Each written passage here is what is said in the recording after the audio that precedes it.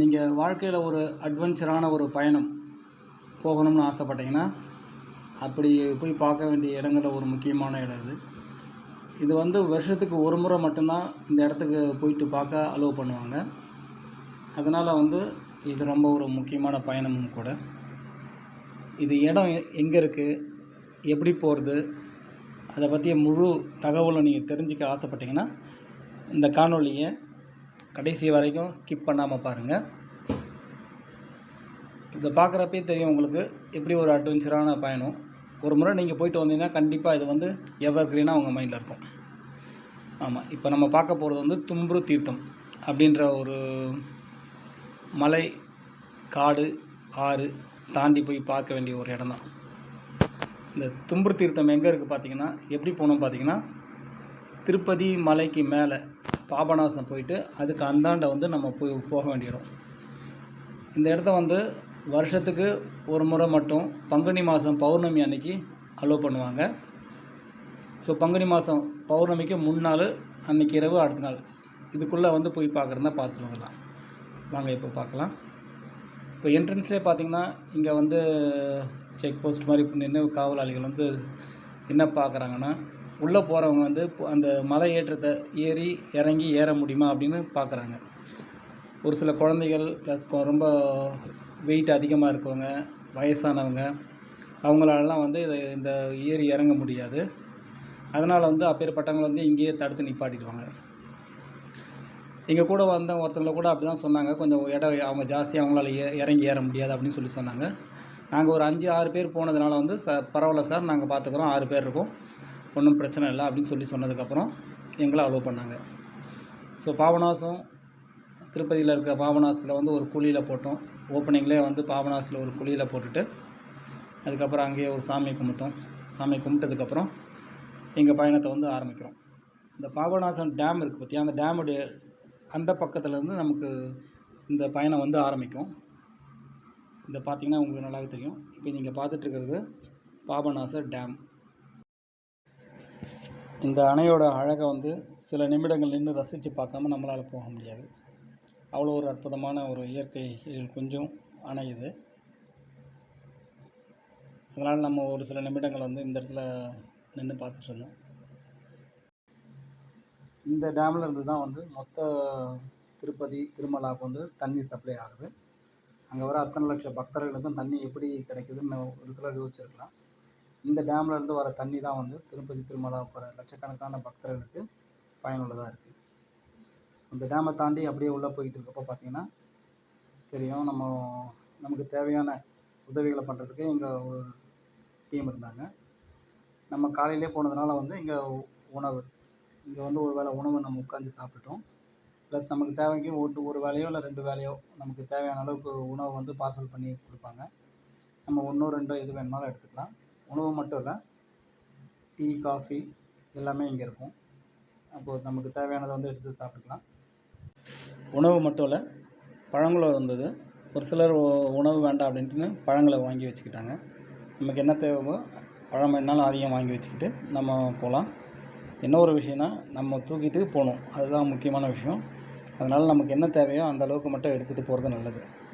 ஏன்னா ஒரு சிலர் நிறைய வாங்கிட்டு போகிற வழியிலேயே ரொம்ப கனம் தாங்காமல் அங்கங்கே போட்டுட்டாங்க, இல்லை எடுத்து போய் அங்கே கீழே வீணாக போட்டுட்டு வந்துட்டாங்க.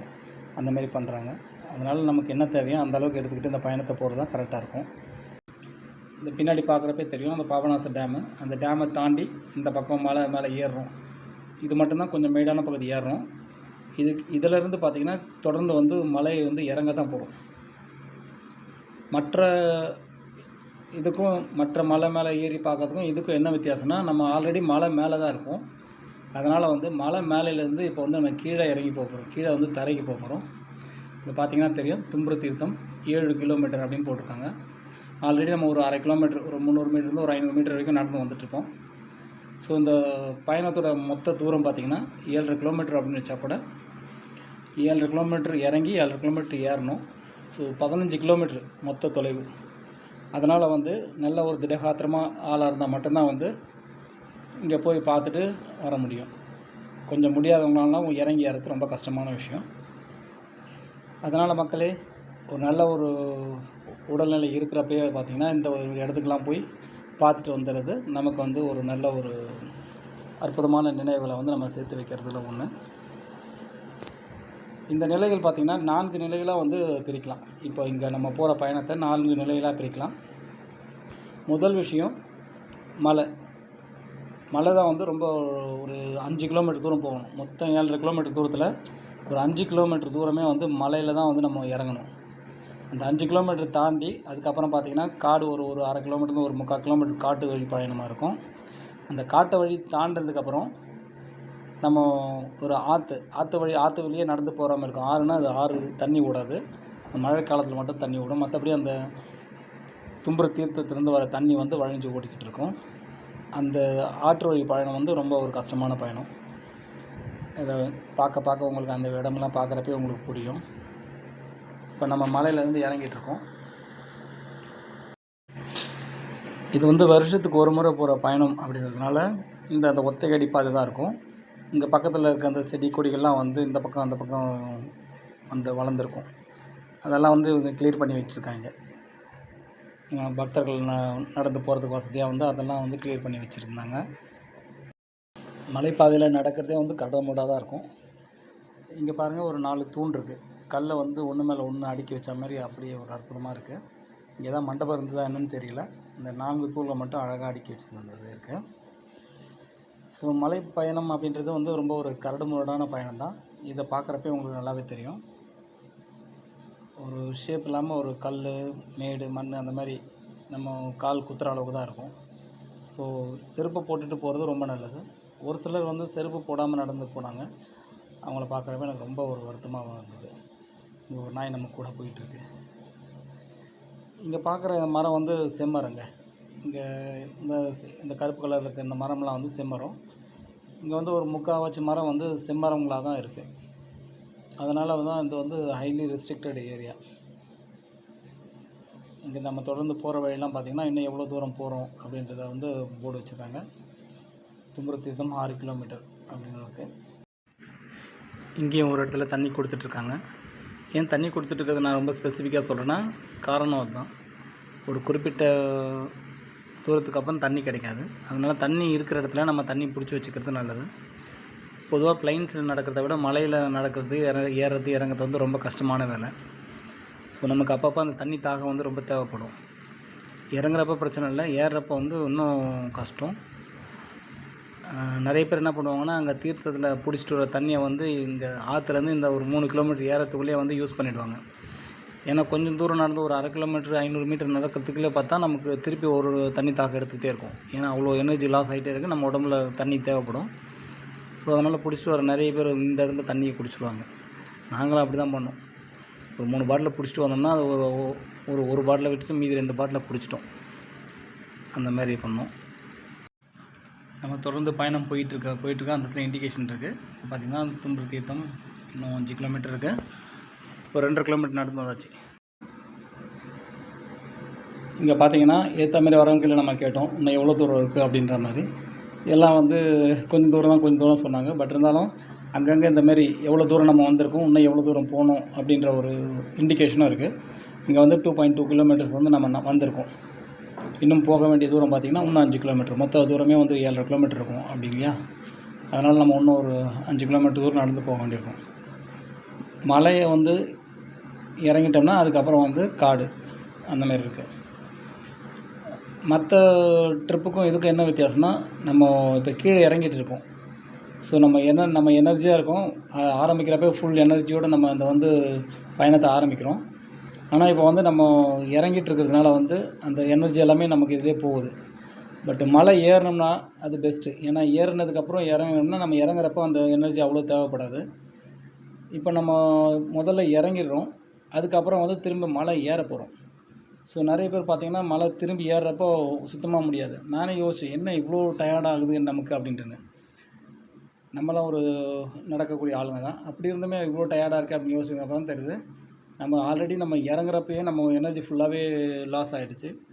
ஸோ திரும்பி ஏறுறப்போ அது ரொம்ப டபுள் மடங்கு எனர்ஜி லாஸ் ஆகிற மாதிரி கஷ்டமாக இருக்கிற மாதிரி இருக்கும். தும்புரு தீர்த்தம் 4 கிலோமீட்டர் தூரம் போட்டிருக்காங்க. ஸோ தொடர்ந்து வந்து ஏற்ற மாதிரி மக்கள் வந்துக்கிட்டே இருக்காங்க. ஸோ இப்போ 4 கிலோமீட்டர் தூரம் கடந்தாச்சு, 3 கிலோமீட்டர் கடந்தாச்சு. நான் இப்போ வந்து கிட்ட இந்த பசுமையான இடங்களை பார்க்குறப்பே தெரியும், நம்ம கொஞ்சம் கீழே இறங்கி வந்துட்டோம். இன்னும் கொஞ்சம் தூரத்தில் வந்து பார்த்திங்கன்னா காட்டு வழி ஸ்டார்ட் ஆகும். அந்த காட்டு வழியில் பார்த்திங்கன்னா ஒரு 2 முக்கியமான இடங்கள் இருக்குது. இப்போது நம்ம மலையை விட்டு இறங்கினோடனே ஒரு இடத்துல ஒரு ஓடை வந்து நம்மளை கிராஸ் பண்ணோம். அந்த ஓடையை தாண்டி அந்த பக்கம் போயிட்டே இருந்தோம்னா காட்டு வழி. அந்த காட்டு வழியில் ஒரு 2 இடம் முக்கியமான இடம். என்ன முதல் இடம் என்ன பார்த்திங்கன்னா, ராம் லக்ஷ்மண மரம் அப்படின்னு ஒரு மரம் இருக்குது. 2 பெரிய மரம். அந்த ஒரு மரம் முக்கியமான இடம். அந்த மரத்தை கும்பிட்டுட்டு அதுக்கப்புறம் வந்து ஒரு புத்து கோவில், புத்து ஒரு கிட்டத்தட்ட ஒரு 10 அடிக்கு உயரமான ஒரு புத்து இருக்குது. அந்த புத்தியை வந்து நம்ம கும்பிட்டுட்டு அதுக்கப்புறம் தொடர்ந்து நம்ம காட்டு வழியில் போவோம். நம்ம கீழே இறங்கி போக போக பார்த்திங்கன்னா வியூஸ் நல்லாயிருக்கும். ஏன்னா கீழே இருந்து மலை மேலே பார்க்குறப்ப அவ்வளோ ஒரு சூப்பரான வியூ கிடைக்கும். நம்ம தொடர்ந்து நடக்க நடக்க பார்த்திங்கன்னா நம்ம கூட வந்தவங்களே வந்து ஒரு சிலர் முன்ன பின்ன தான் போக வேண்டியதாக ஆச்சு. ஒரு 2 பேர் கொஞ்சம் தங்கி தான் வந்தாங்க. ஸோ ஒரு இடத்துல வெயிட் பண்ணி தான் போய்கிட்டு இருந்தோம். ட்ரக்கிங்கில் இன்ட்ரெஸ்ட் இருக்கவங்க தாராளமாக ஒரு டைம் போயிட்டு வரலாம். அவ்வளோ ஒரு அற்புதமான ஒரு இடம் அது. இங்கே பார்த்தீங்கன்னா 2.3 கிலோமீட்டர்ஸ் அப்படின்னு போட்டிருக்காங்க. இன்னும் வந்து நம்ம போக வேண்டிய தூரம் 2.3 கிலோமீட்டர்ஸ், ஆல்மோஸ்ட் 5 கிலோமீட்டர்ஸ் வந்து நம்ம கிராஸ் பண்ணிட்டோம். மலையை வந்து மொத்தமாக கிராஸ் பண்ணிட்டோம். இங்கே ஒரு பழைய மைல்கல் இருக்குது. இதில் பார்த்தீங்கன்னா 5 போட்டிருக்காங்க பாருங்கள். ஸோ 5 கிலோமீட்டர்ஸ் தூரம் மலையினுடைய தூரத்தை வந்து நம்ம கடந்துட்டோம். இன்னும் வந்து ஒரு 3/4 கிலோமீட்டர் வந்து ஃபாரஸ்ட்டு தாண்டி அதுக்கப்புறம் போனோம்னா நம்ம ஆற்று வழி பயணம். இந்த ஃபாரஸ்ட்டு பார்த்திங்கன்னா நல்ல ஒரு டென்சிட்டி ஃபாரஸ்ட்டு, ரொம்ப நல்ல ஒரு அடர்ந்த காடு. மரங்கள்லாம் பார்த்திங்கன்னா நல்ல உயரமான ஒரு மரங்கள் அப்படி இருந்தது. இவ்வளோ தூரம் நம்ம ஒரு மலையில் வெயிலில் நடந்து வந்ததுக்கு இந்த காட்டுக்குள்ளே போகிறப்ப நமக்கு அப்படியே ஒரு சொர்க்கமாக இருந்தது. அது மட்டும் இல்லை, இந்த இடத்துல வந்து ஒரு ஓடை வந்து கிராஸ் பண்ணுது. இந்த ஓடை இப்போ நீர் பார்த்திங்கன்னா அவ்வளோ ஒரு சில்னஸ், அப்படியே ஒரு சில்லுன்னு இருந்தது.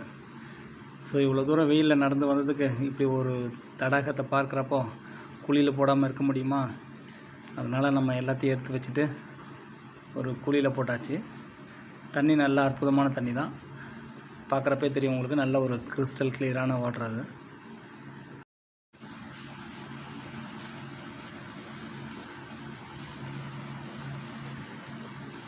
இந்த ஃபாரஸ்ட்டு பார்க்குறப்பே நல்லா ஒரு ஹாலிவுட் படத்தில் வர ஒரு டென்ஸ்டு ஃபாரஸ்ட் எப்படி இருக்குமோ அப்படி ஒரு அடர்ந்த காடு.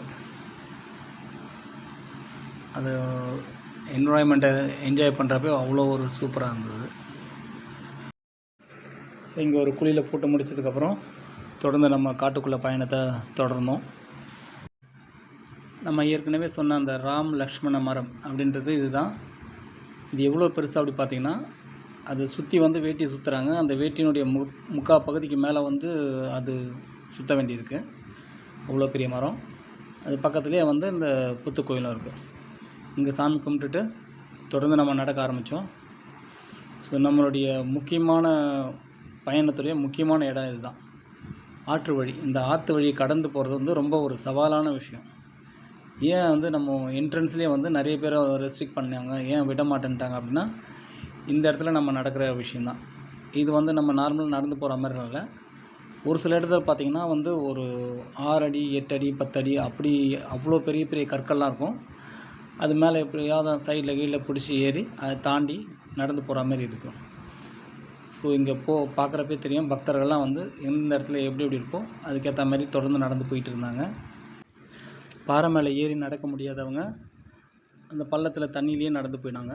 தண்ணி ஒரு சில இடத்துல முட்டிக்கால் அளவு இருக்கும், ஒரு சில இடத்துல இடுப்பு அளவுக்கு மேலேயே இருக்கும். ஒரு இடத்துல வந்து பார்த்திங்கன்னா மார்பு அளவுக்கு இருந்தது. அங்கெல்லாம் பார்த்திங்கன்னா நம்ம பையை தூக்கி தலை மேலே வச்சுக்கிட்டு தான் நடந்து போனாங்க. இந்த இடத்த கடந்து போகிறது வந்து ரொம்ப ஒரு கடினமான செயல் தான். இருந்தாலும் மக்கள் வந்து கோவிந்தா கோவிந்தா அப்படின்னு கோவிந்த நாமத்தை சொல்லிக்கிட்டே வந்து இந்த ஏரியாவை வந்து கடந்து போய்கிட்டு இருந்தாங்க. இந்த இடம் வந்து நடு சென்டர் தான் வந்து ஆறு ஓடுற இடம். இந்த பக்கம் அந்த பக்கம் 2 பக்கம் பார்த்தா 2 பெரிய மலைகள். இந்த 2 பெரிய மலைகளை வந்து அந்த கடைசியில் போய் வந்து ஒன்றா சேரும். அந்த சேர்கிற இடத்துல தான் வந்து தும்புரு தீர்த்தம், அப்புறம் தும்புரு மகரிஷி அவங்க இருக்காங்க. ஸோ இந்த 2 மலையும் சேர்கிற இடத்த நோக்கி நம்ம போய்கிட்டு இருக்கோம். இங்கே பார்த்தீங்கன்னா ஃபாரஸ்ட் ஆஃபீஸர்ஸ் அண்டு வாலண்டியர்ஸ் வந்து பக்தர்களுக்கு உதவிக்காக அங்கங்கே நின்று உதவி பண்ணிக்கிட்டு இருந்தாங்க.